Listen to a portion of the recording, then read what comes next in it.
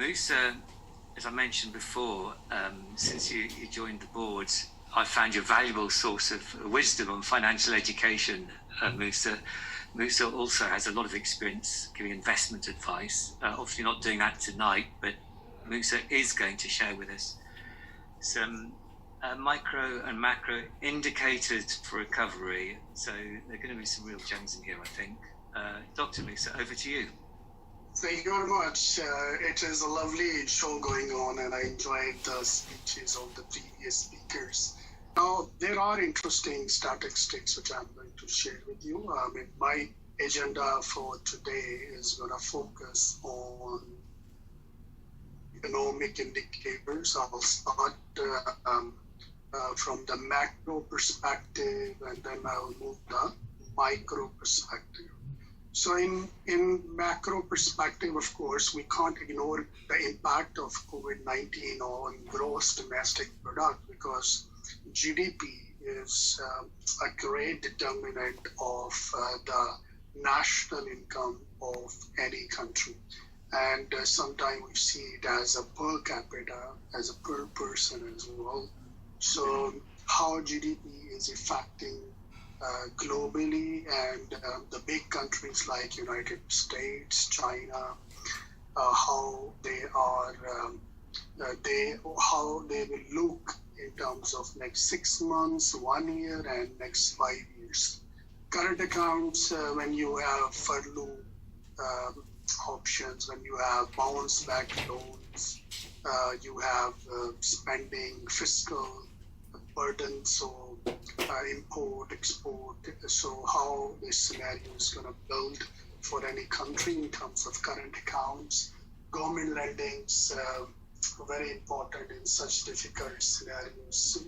A lot of governments cannot arrange funds from IMF or from other because they are already over leveraged. So how things are moving for them in future.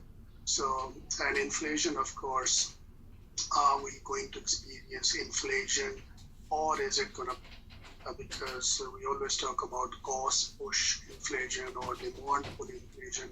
So, or is it a deflation effect is coming when the things are going to be cheaper than the last year or before COVID scenario. So I'm hoping a great statistics over it. Monetary policy is the main brain of any country. If your central bank is strong, they know what, how to control the supply of money, interest rates, when they see recession, what to do, when they are active, when they are promising, things will work in a very dynamic way, but if they are slow, they can't translate in some governments, it will be a big trouble for the countries as well. Then we will predict that which sectors are going to increase and which sectors are going to decrease or maybe finished. I mean, as in the last presentation, we see that accounting has transformed. So there are a lot of typical jobs are finishing, and there are a lot of new jobs are coming. So same way, there might be some traditional growth in the industries will come. And one example is the Zoom. I remember that before COVID, if someone wants a meeting, so I mean, 60% I feel people are inclined to a face-to-face meeting. I was even talking to someone, and he said, look, when we can meet to discuss this. I said, okay, let's use Zoom.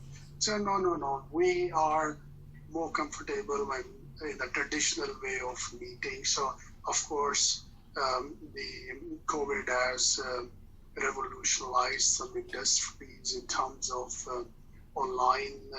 Amazon shares are going really good, and there are a couple of other companies who tremendously increase in terms of COVID effects, along with those who unfortunately are in a phase of filing their bankruptcies.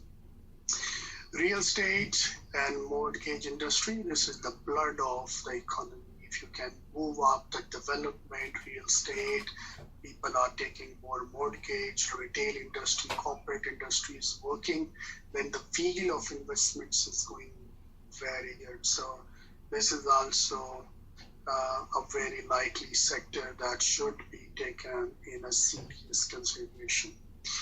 And of course, we discussed in the last presentation about the financial impact and the reporting, where we are talking about impairments.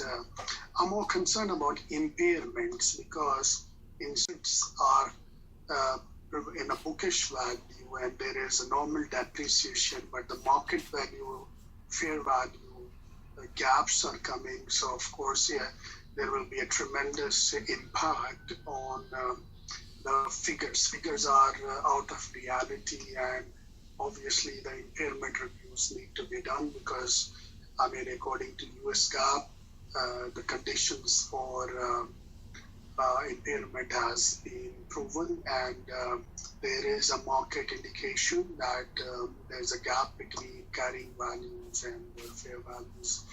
And in terms of IFRS single test rule also, both ways, the impairment is the most important. Other than the going concern, of course, we have 12 months to decide, because going concern says at least 12 months period.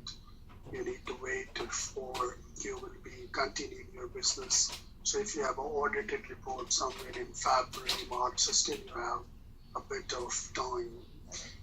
We will discuss, now the world is connected, so it's not about Europe and UK, it's about what China is doing, what America is doing, what the global powers are doing. It will directly impact the conditions people living in Europe and UK. So that's also a really, really important aspect of our discussion. And of course, in the last, we are going to conclude about our future outlook, how it goes. I'll request Chris Allen, please, once my time is finished, you can intervene, so I should not exceed my time. Oh, but we're enjoying it, Musa. Carry on. Thank you very much. So let's start. These figures are very authentic and they are taken from very reliable sources. So if you see, we have forecasts for 2014, 15, 16, 17, 18, 19, and 22.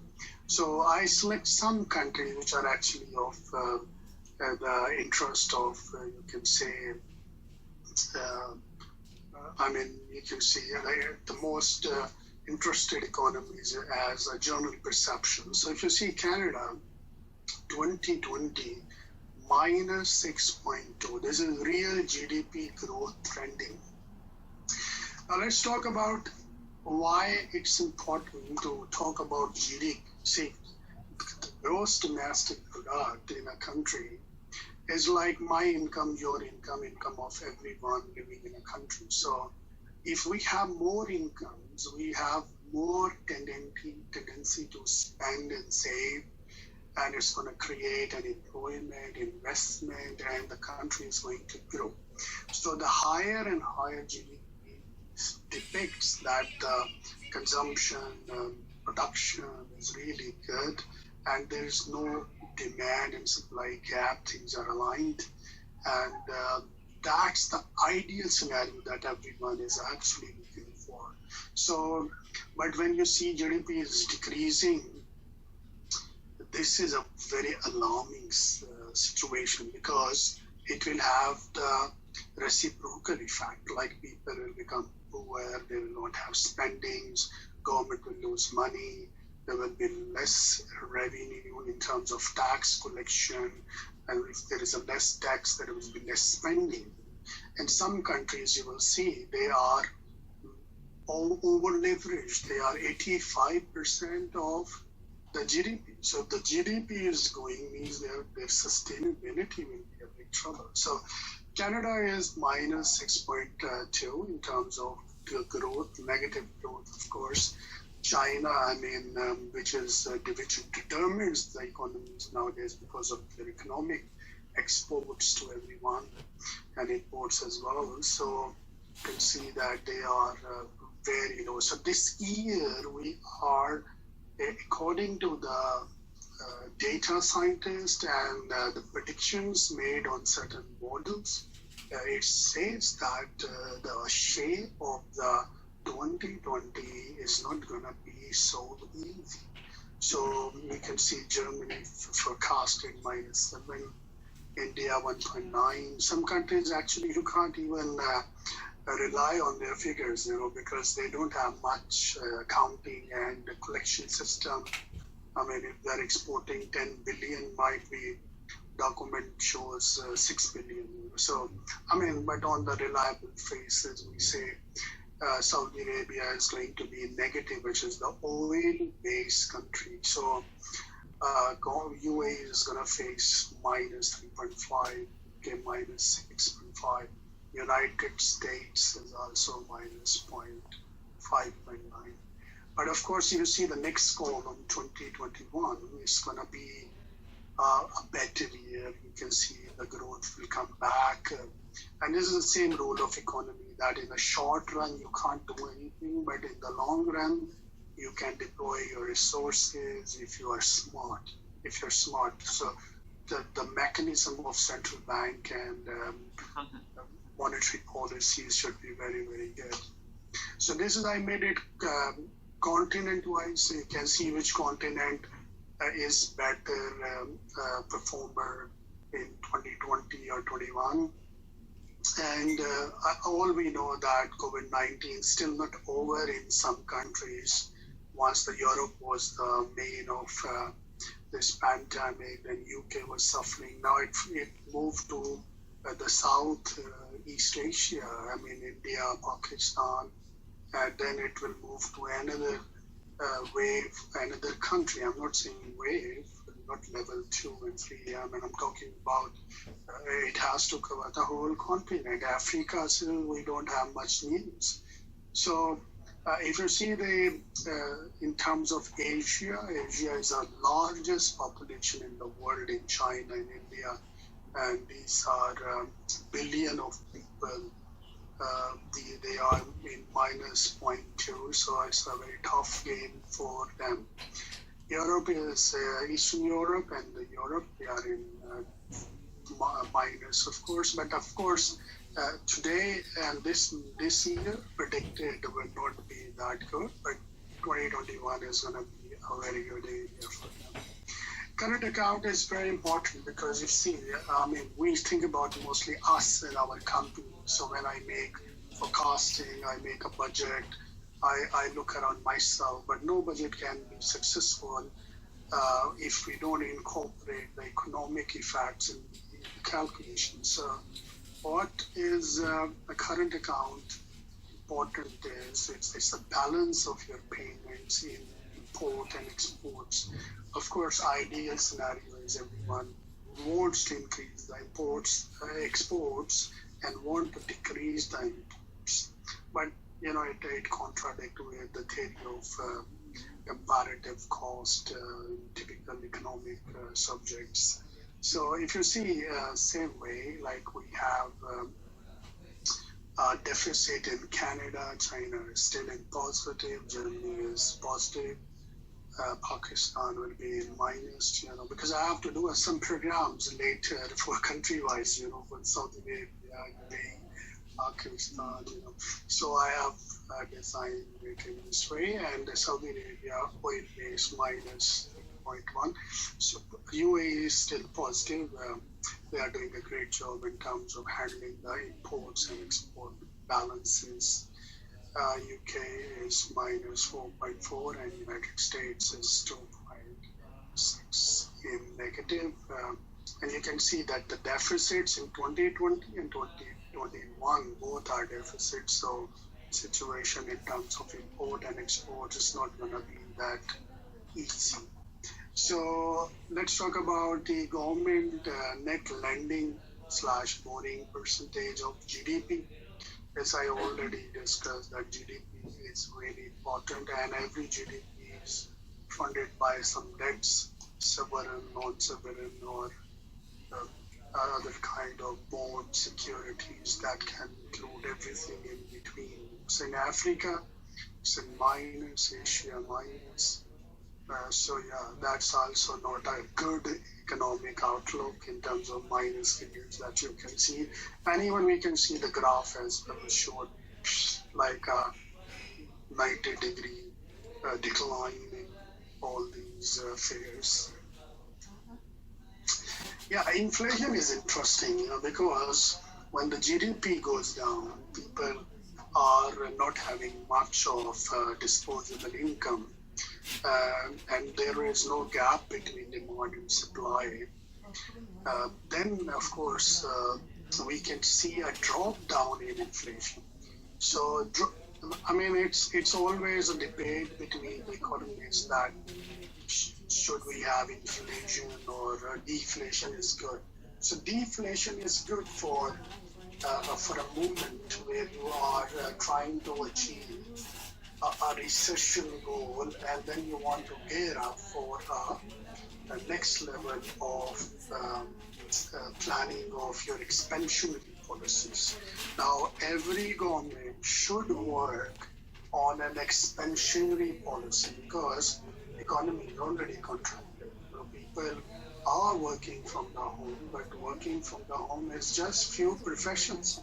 If you see all NHS doctors, even in the COVID scenario, they were going to their job. Like engineers who work technically, they were doing their jobs. And only the few professions you can ask them to work from the home. Not for everyone, you cannot do that. Aviation industry was closed and all that. So it's good that in 2020 we can experience a downfall in inflation, which is seems a bit good indicator for correction. So market will correct, and then based on injection and a policy, which is I feel UK government policy is very good. They have announced bounce back loans and the other loans, COVID assistance, self-employed, and a lot of other programs came, which is really good to mobilize the slowness and I will not say dead industry, but the slow industry where I really work on. Let's talk about monetary indicators. Monetary indicators are really important. Actually, if I am a business and I have a very nice idea and banks are not lending me, so all this will goes waste. So the approach of central bank in any country is really, really important. And for that, the coordination with the commercial banks, with central bank is really important. Some countries, they are suffering from this issue that they have a beautiful plug and play monetary policy, but there is no coordination between commercial banks and the monetary authorities, and that causes money laundering and other kind of issues. So that's where we need to work on. So the first thing that is very, very important is your financial stability. There are indicators for financial stability which shows that if you are losing stability or you are gaining stability. Central bank has to be very, very active. I'm talking about Germany, that generally all the central banks should intervene with commercial bank. They should launch the products, because not every country is the same, and some countries are good in tax collection. They have surplus reserves, so they can use it in this time. But there are countries who are really in deficit. So in that time, just to save people from hunger, starvation, because if populations are really high, then it's really difficult to survive. Liquidity and capital reserve ratios we have to monitor. In such time when there is a recession, commercial banks stops lending most of the time, the big lending, and they get a lot of liquidity. So as a common strategy, they shifted to the retail customers because it's then a corporates. So liquidity will be obviously higher in the market, and But in terms of spending and lending, this is really a big challenge. Debt to asset ratio is always very important. How many assets, national assets, and how many national debts you have. So in terms of country, of course, but in terms of your preparation for the bankruptcy, of course, debt to asset ratio will definitely violate. You will have a lot of leverage and you will be in a big trouble because demand and supply cycle, once it effect because of COVID-19, there is people want to buy something, but they are not sure about their life, their future, what they are going to do. So they become fear and they stop buying normal things and luxury in the far away stuff. So if someone is into 7-star hotels, luxury aeroplanes, charter flights, tourism, this all has gone since over 7-8 months. Risk-weighted assets, we now have to readjust our risk with the assets that previously it was a different scenario. Now risk has to be enhanced. Stress testing is really important. Stress testing for the companies, for the funds, for the economy is really important because we need to give a stress that after this whole COVID-19 scenario and during this, I will not say it's over, so during this scenario, how they are going to handle the overpricing, sustainability, maybe if they do stress testing, they can at least find out some organizations which can be funded and saved from bankruptcy. So stress testing is very important. In the start, we had an expert of hedge funds. So of course, you have hedge. Hedging is, I would love if you can contribute on this about the hedge funds issues, because hedge funds these are alternative investments and they are very less liquid and they are less transparent as well. And so the hedge funds that has been made for this scenario, COVID-19, it would be a very tough situation for them. I'm not talking about a particular fund may be very good, but there would be a bad shape along with it as well. So foreign exchange is also a big issue. CD obligation is collateral debts, your tranches, how you divide your risk and returns. Operational risk are increasing. This is we need to address.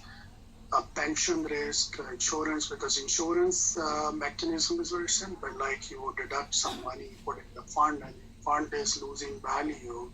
So of course your asset is converting into a liability. So in that scenario, and the hurdle rates are very important. Like there was a forecast for the hurdle rate 2020, but this hurdle rate is totally different.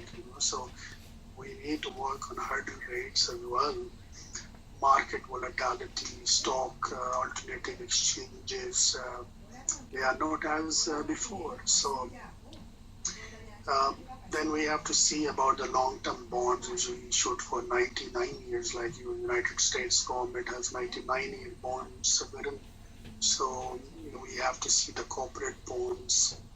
Junk bonds are high risk, so in such high risk, they are interesting because high risk, high return formula is always workable. And oil prices is a great determinant. In the COVID scenario, we saw oil prices went in negative. There was no storage.